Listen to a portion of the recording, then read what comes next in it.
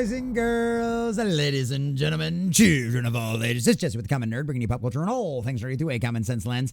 And we used to say it all of the time, right? When we were talking about Disney, whether it be Marvel, whether it be Star Wars, whether it be Pixar, whether it be the animation, whatever it is, right? Disney had basically two options, right? Either change their ways or go broke.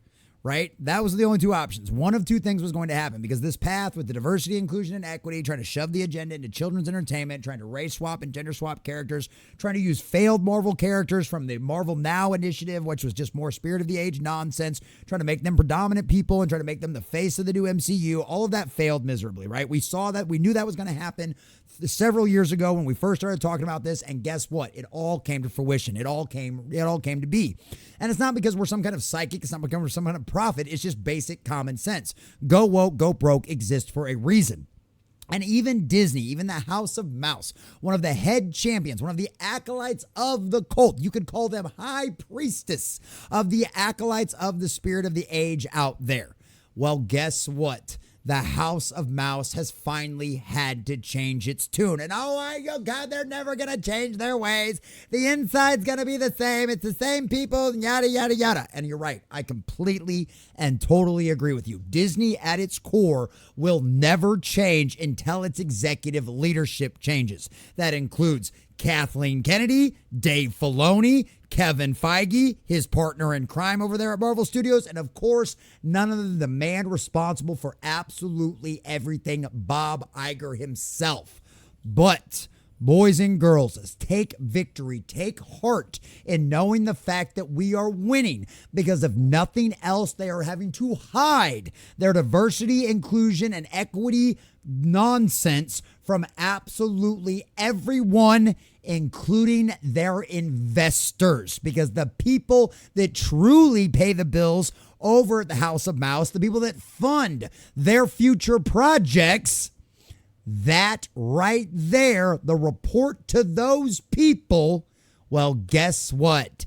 Disney officially drops DEI programs and shakes up executive team after disappointing Q4 stock results. Because not only did their cinematic universe completely and totally flatline and lose them billions of dollars over the summer and over the whole year, their stock dropped over 10% in a single day when the investors saw and got access to the first report and the markets are open. And guess what, boys and girls? They haven't recovered since. So yes, not only did they also go broke, but now they are also having to change their ways, at least externally. And that is a win and a sign things are moving in the right direction and the fans are winning. So we're going to check out this article from thatparkplace.com, getting all of the juicy details and see exactly what is magically now missing from the quarterly earnings report. But before we do, if you do enjoy our content, hit that like button, share with all your friends, and subscribe or follow if you have not already, boys and girls, because we are grinding, we are growing. We just crossed 2,400. We're sailing our way towards 25 on our journey to 100,000, and I could not do that without every single one of you. Also, leave us a comment in the section down below later what you think about all this. What do you think about this? Do you agree with me that is at least a sign that Disney knows they have to hide their agenda-driven nonsense and they can't be so public and open about it? Do you think this will lead to actual change inside of the Walt Disney Corporation and we may eventually see a return to the highs of when Disney was actually good? Or do you think the damage is done, this is all beyond repair, and everything's just going to have to be sold off to scraps before any good kind of content comes out of any of these properties ever again? Let us know what you think in the comment section down below, because unlike inside Disney's executive board, all opinions are actually welcome around here. Also, of course, if you'd like to support the channel, memberships do go a long way, and we certainly would appreciate that. Check out the links in the description down below. All right, boys and girls, from thatparkplace.com and our dear sweet WDW Pro. Huge moves are happening at Disney after the stock dropped more than 7% following a rough Q4 and the beginning of Bob Iger's final year as CEO of Disney. Yeah, we'll see if that actually works out. They fooled us once on that before, didn't they, with the last Bob? It turns out the company Walt built might actually be dropping diversity, equity, and inclusion initiatives substantially rather than the projection many had anticipated. Right here, this is from Oil London. Disney ditches diversity and DEI from its annual business report for the first time since 2019 amid woke backlash. The company has removed the terms diversity, inclusion, and DEI from its 2025 business report. Wow. The Walt Disney Company is making two notable moves in its human capital strategy that together point to a significant reframing of its diversity, equity, and inclusion posture, i.e. DIE, because all it does is cause things to die, including Disney stock. First, Disney has rebranded a key executive role with Tanisha Argamanta, now listed as Senior Vice President and Chief of Opportunity and Inclusion Officer. Second, the company's recent Securities and Exchange Commission filing omits references to diversity, DEI, or D&I, marking a departure from prior disclosures, i.e., they have changed their ways, at least publicly, boys and girls. Agramante originally joined Disney in 2022 as Vice President of Diversity, Equity, and Inclusion, Talent Outreach, and Development within Disney Parks, Experiences, and Products. Basically, she went out there intentionally trying to find woke, possessed by the spirit of the age, filled garbage. People that essentially agreed 100% with Disney's current political agenda. I wonder why all their products have come out exactly the way we've seen them over the last few years. Wild concept. In October of 23, she was elevated to Senior Vice President and Chief Diversity Officer, reporting to Senior Executive Vice President and Chief People Officer Sonia Coleman. Sure seems to be a lot of ladies in charge of the executive offices over there at Disney, huh? Guess that's part of your diversity, inclusion, and equity after all. According to Disney's current leadership page, Agramante now carries the title Senior Vice President and Chief Opportunity and Inclusion Officer, with responsibility for opportunity and inclusion strategy. To me, it sounds like all they did was change the name and they're going to do the exact same job that they were doing before. So color a shock there. But it still means that they know they have to hide this kind of stuff. But it doesn't matter. You'll know a tree by its fruit. And the fruit that Disney's been producing for a long time has been rotten. While Disney has not publicly issued a detailed rationale for the title change, the new wording, opportunity and inclusion, rather than diversity, equity, and inclusion, aligns with the broader corporate trends of reframing DEI language towards opportunity, belonging, or culture. This move suggests an evolving focus from explicitly naming diversity or equity to emphasizing access, inclusion, and doing so under the broader lens of opportunity. Like I said, different. How did we say it in Doctor Who? How did Bad Wolf say it in that one? Right? Different case, same screwdriver. Literally, different name, same screwballs, same kind of activism. Don't expect anything to change with their products, but just know you've at least got them on the run. In a separate but related development, the most recent Disney 10K filing omitted any references to diversity, DEI, or D&I. And according to a reporting by Fox Business, this marks the first time since 2019 that such terms have been absent. The company also reportedly dropped mention of its two DEI programs, the Reimagine Tomorrow initiative and the Disney Look guidance in its latest filing. And of course, if you remember, shout out to Christopher Rufo, the Reimagine Tomorrow was the one where it was literally just, yes, we are going to use children's entertainment to push our LGBTQ agenda.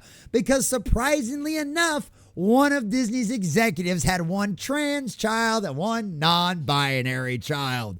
I know. Haven't you met so many people in your life that are exactly like that in the same circumstances? No, me neither. It's almost like Disney's leadership doesn't actually reflect their customers in any way, shape, or form. Oh, wild. According to other reporting, Disney took steps earlier in the year to restructure its DEI programs, replacing the distinct diversity inclusion factor in executive compensation with a broader talent strategy metric. That's right. we found out specifically from one of their own executives that Disney specifically tied your bonuses to how diverse, inclusive, and equitable your hiring department was. So basically, if you had somebody who was from an underrepresented community, according to the spirit of the age, and you hired them, whether or not they were qualified to do their job, whether or not they were successful at their job, it didn't matter. As long as your department was diverse, at least as far as skin color was concerned and sexual orientation, you got a bonus at the end of the year. Yeah. In this context, the omission of DEI language is the underscores that analysis describe as deliberate corporate pivot. The combination of the executive title alteration and the SEC filing changes suggests Disney is recalibrating its approach to workforce inclusion and associated disclosures. From a governance perspective, this is significant for several reasons. Investor perception. For investors and governance watchers, the omission of the DEI terminology and changes to disclosure practices may raise questions about the company's strategic priorities, risk management, and alignment with environmental, social, and governance. ESG scores. Yay, you got to remember those. The things that now BlackRock is backing off as well. Talent and cultural messaging. Internally shifting from diversity, equity, and inclusion lexicon to opportunity and inclusion may reflect an effort to reframe employee engagement narratives, perhaps moving away from identity-based language towards opportunity-based language. Same screwdriver, different case. Political and regulatory context. The changes are following broader political movements away from corporate movements away from DEI language, driven in part by heightened political scrutiny of diversity programs in the U.S. Disney. In the U.S., I mean, they literally violate federal law because you're hiring people based on their skin color, not the content of their character. Disney's earlier internal memo noted that the shifted talent strategy, storytelling, and creativity as factors in lieu of the previous diversity metric.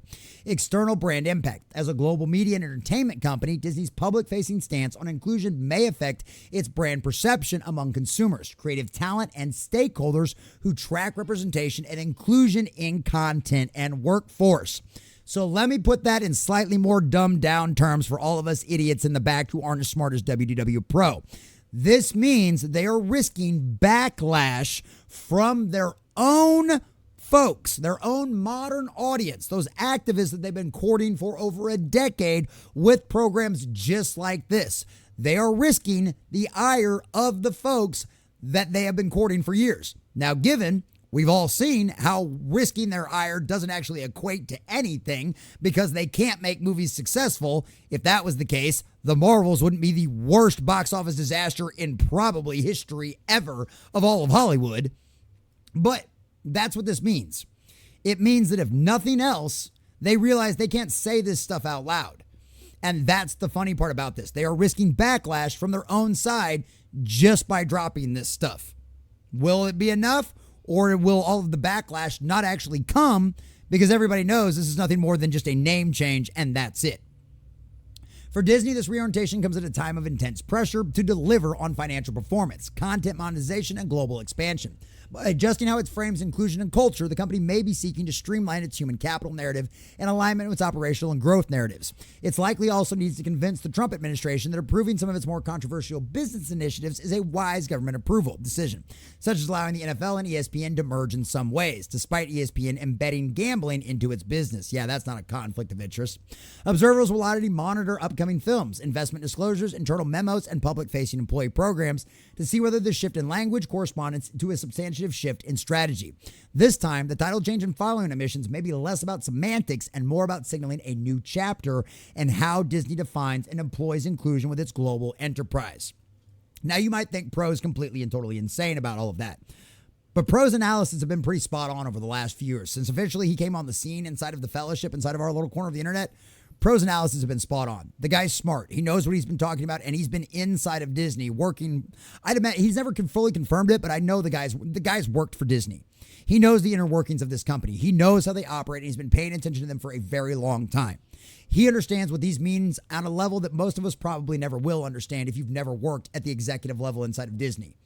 This is a market shift. Like I said, maybe Pro's wrong. Maybe this isn't going to be a strategy shift at all. Maybe it is just a name change only like a lot of us expect. Maybe we're right and Pro's wrong. It's happened before. Wouldn't be the first time. We're all just human after all. But at the end of the day, if nothing else, we need to take this to heart as a win because this means, if nothing else, they're on the run. They know that putting this kind of ideology out there is not only going to turn off fans and audiences, but also is going to turn off their investors. And those are the people that they really answer to at the end of the day. And the investors honestly answer to us at the end of the day, because the investors base their money and how they spend it with Disney based on the returns. And the returns are decided by us, the fans, the audiences. So we are the ones that have caused Disney to have to shift its strategy. It's not some election. It's not who's in the White House. It's because we have told them that this stuff doesn't work. And that shift has happened across the board. All that was a ripple in a pond of a wave that has formed and crashed upon all of Hollywood. It has cost them billions of dollars. And now Disney's broke. And guess what, boys and girls? The laws of nature and nature's God still exist. 2 + 2 still equals 4. God is still on his throne in heaven. Evil is still evil and good is still good. And guess what? Go woke, go broke exists for a reason, and it's absolutely true. And Disney has found that out. And now, after all this time, it turns out Common Nerd was right. They have indeed changed their ways because they know that this garbage doesn't work and it won't sell. Does that mean they're ever going to produce anything good again that we can actually enjoy and love? No. But if nothing else, it shows that we've won, boys and girls. And for that, I am absolutely going to forever be grateful for each and every one of you fans who have decided to tune out and tune off this garbage and reject it, because you, each and every single one of you, have brought a multi-billion-dollar corporation to its knees. And now it's running and hiding. And that, boys and girls, is a win for all of us. God bless the fans. May their houses continue to grow. A big shout out to all of our subscribers and members out there. Thanks for watching, and make sure you guys like and subscribe if you have not already.